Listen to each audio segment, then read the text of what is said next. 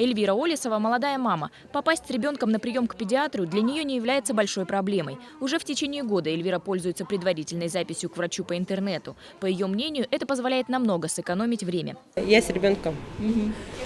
Показываюсь каждый месяц, получается. Мы показываемся и без никаких проблем по времени проходим очень быстро даже. Однако, как показывает практика, без проблем попасть на прием к врачу, записавшись заранее, удается не всем. Бывают случаи, когда так называемая живая очередь отстаивает свое право на первенство. В таких ситуациях врачи сами контролируют порядок приема. Мы, врачи, сами регулируем очередь, сами вызываем, но медсестры нам помогают.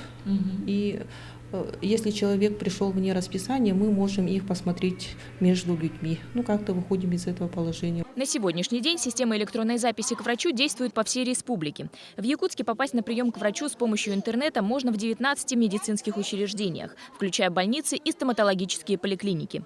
Пользоваться терминалом электронной записи к врачу достаточно просто. Для этого нужно выбрать необходимое медицинское учреждение. Далее указать номер своего медицинского полиса. А после этого выбрать удобную дату и время визита к врачу.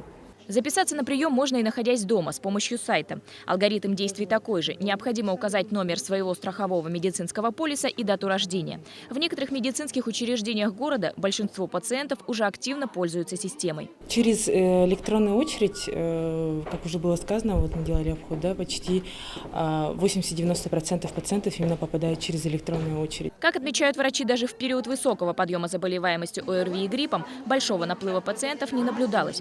Предварительная запись с помощью электронного портала помогла избежать столпотворения. Большинство пациентов вызывали врача на дом. Галина Погадаева, Роберт Набиев, Вести, Якутск.